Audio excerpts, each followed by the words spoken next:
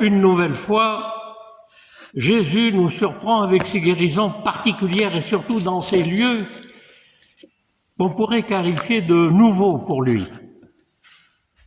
D'abord, on a vu ça l'autre jour, une femme victime de saignements depuis des années et qui touche son vêtement en cachette.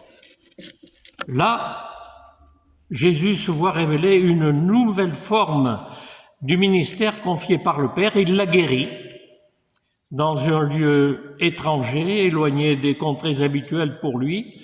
Et Jésus comprend que sa mission va au-delà du monde habituel, du monde dans lequel il est né, où il a vécu. Et là, de nouveau, dans ce monde païen, après avoir pris le risque de passer au-delà son habitude, il va manifester cette puissance de l'amour du Père, de notre Père. Alors, frères et sœurs, comment nous, ici, aujourd'hui, pouvons-nous arriver à comprendre ce message du Christ? Pour lui, il n'y a pas de lieu, pas de différence pour manifester et donner cet amour du Père. Et frères et sœurs, chaque fois qu'il m'est confié de partager ce que je ressens à l'écoute de la parole et comment elle me touche, je suis intimement persuadé que cette même question nous est posée à tous, à moi comme à vous. Comment cette parole me touche et me questionne?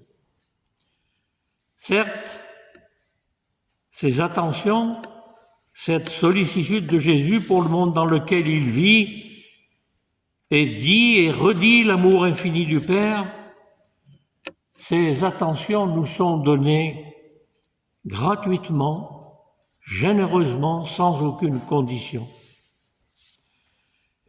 Personnellement, je suis toujours frappé par l'apparente exigence des paroles de Jésus, mais en les écoutant avec notre cœur, on se rend compte qu'elles ouvrent toujours une porte.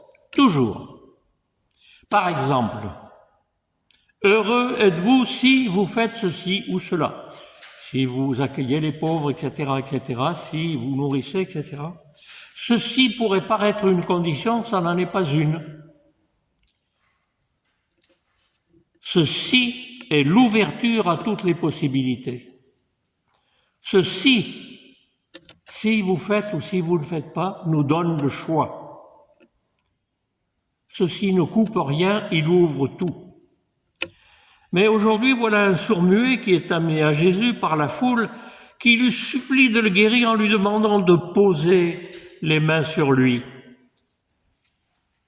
Et Jésus soupira. Il lui dit « Ephata, ouvre-toi ». Frères et sœurs, contrairement à ce qu'on a dit au début, ce Ephata qui te marquait aussi, moi c'est le mot « il soupira » qui me frappe.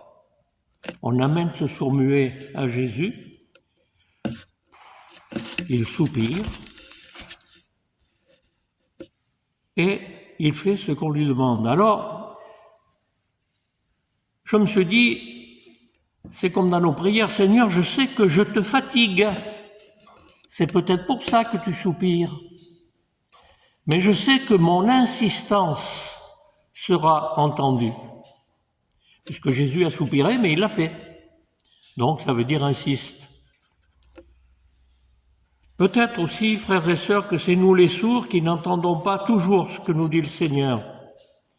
Peut-être que c'est nous les muets qui ne parlons pas suffisamment au Seigneur. Pourtant, puisque nous sommes là, pourtant, maintenant, aujourd'hui, le Seigneur a touché nos oreilles pour que nous entendions, que nous écoutions sa parole, puis il sera aussi donné de nous laisser toucher par lui, qui là va aussi toucher notre langue quand il se donnera à nous à la communion. La parole et l'écoute. Ainsi, si j'ose reprendre des paroles partagées récemment avec Denis et Maurice Proto, nous sommes d'une part toujours invités à faire confiance en vivant notre vie avec ses besoins de tous les jours, ce que Denis appelait les besoins vitaux, et d'autre part le besoin d'une autre nourriture. L'un ne s'oppose pas à l'autre, mais la fait grandir au contraire.